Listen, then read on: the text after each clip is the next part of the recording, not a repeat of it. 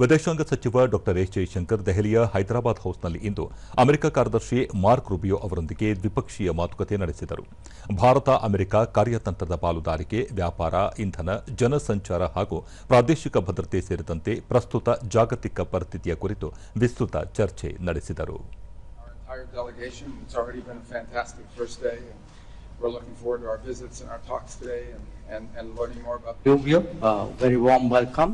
I know this is your first visit. To our discussions today. Now we have ಬಳಿಕ ಜಂಟಿ ಹೇಳಿಕೆಯಲ್ಲಿ ಡಾ S Jaishankar ಜಗತ್ತಿನ ಅಭಿವೃದ್ಧಿಗೆ ಇಂಧನ ಬೆಲೆಯಲ್ಲಿ ಇಳಿಕೆ ಅಗತ್ಯ.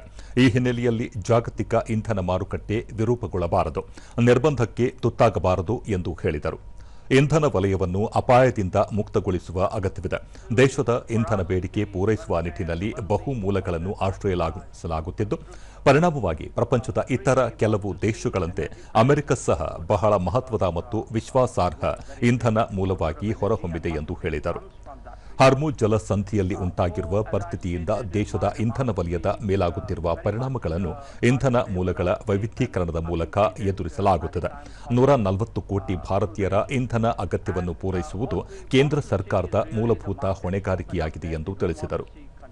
ರಕ್ಷಣಾ ಕ್ಷೇತ್ರಕ್ಕೆ ಸಂಬಂಧಿಸಿ ಮೇಕ್ ಇನ್ ಇಂಡಿಯಾ ಮಾದರಿ ಮತ್ತು ಇತ್ತೀಚಿನ ಸಂಘರ್ಷಗಳಿಂದ ಕಲಿತ ಪಾಠಗಳನ್ನು ಪರಿಗಣಿಸಬೇಕಾದ ಮಹತ್ವದ ಕುರಿತು ಚರ್ಚಿಸಲಾಗಿದೆ. ಆರ್ಥಿಕ ವಲಯಕ್ಕೆ ಸಂಬಂಧಪಟ್ಟಂತೆ ಪರಸ್ಪರ ಲಾಭದಾಯಕ ವ್ಯಾಪಾರಕ್ಕೆ ಸಂಬಂಧಿಸಿದ ಮಧ್ಯಂತರ ಒಪ್ಪಂದವನ್ನು ತ್ವರಿತವಾಗಿ ಅಂತಿಮಗೊಳಿಸುವ ಕುರಿತು ಸಮಾಲೋಚನೆ ನಡೆಸಲಾಯಿತು ಎಂದು ಹೇಳಿದರು. ಪರಮಾಣು ಇಂಧನ ಸಹಕಾರಕ್ಕೆ ಸಂಬಂಧಿಸಿ ಚರ್ಚಿಸಲಾಗಿದ್ದು, ಭಾರತ ಸರ್ಕಾರ ಇತ್ತೀಚೆಗೆ ಜಾರಿಗೊಳಿಸಿರುವ ಶಾಂತಿ ಕಾಯ್ದೆಯು ಅಮೆರಿಕಕ್ಕೆ ಹೊಸ ಸಾಧ್ಯತೆಗಳನ್ನು ತೆರೆದಿದೆ. ಜನರ ಒಡನಾಟವು ಉಭಯ ದೇಶಗಳ ಸಂಬಂಧಕ್ಕೆ ಮಹತ್ವದ್ದಾಗಿದ್ದು, ಕಾನೂನುಬದ್ಧ ವಲಸೆಗೆ ಯಾವುದೇ ಪ್ರತಿಕೂಲ ಪರಿಣಾಮ ಉಂಟಾಗಬಾರದು.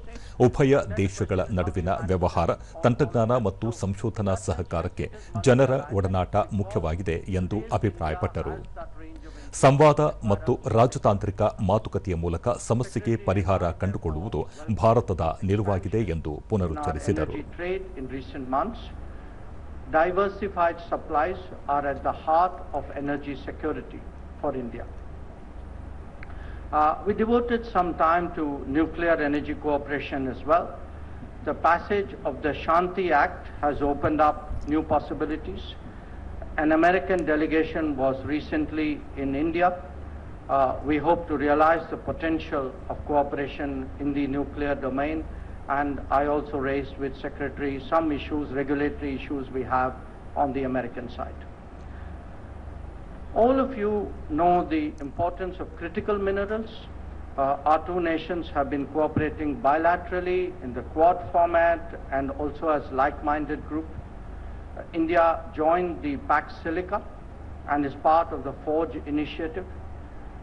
The AI Impact Summit in New Delhi in February highlighted the enormous potential of the India-US relationship, and we will naturally be encouraging our businesses dealing with AI. As India's semiconductor and AI capabilities advance, this cooperation will be even more prominent in days to come.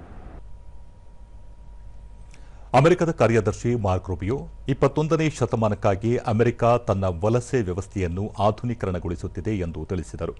America ಮತ್ತು ಭಾರತ ನಡುವಿನ ವ್ಯಾಪಾರ ಒಪ್ಪಂದವನ್ನು ಶೀಘ್ರದಲ್ಲಿ ಅಂತಿಮಗೊಳಿಸಲಾಗುವುದು. ಈ ಒಪ್ಪಂದ ಉಭಯ ದೇಶಗಳ ರಾಷ್ಟ್ರೀಯ ಹಿತಾಸಕ್ತಿಯನ್ನು ಕಾಪಾಡಲಿದೆ. ಜೊತೆಗೆ ಹಲವು ವಲಯಗಳಲ್ಲಿ ಸಹಕಾರ ಸಂಬಂಧ ಮುಂದುವರಿಯಲಿದೆ. ಇಂಧನ ವಲಯಕ್ಕೆ ಸಂಬಂಧಿಸಿ ಎರಡೂ ದೇಶಗಳು ಪರಸ್ಪರ ಕಾರ್ಯತಂತ್ರದ ಹೊಣೆಗಾರಿಕೆಯನ್ನು ಅಳವಡಿಸಿಕೊಂಡಿವೆ ಎಂದು ತಿಳಿಸಿದರು. Of technology in a variety of fields, and you happen to be our ally in terms of country to country.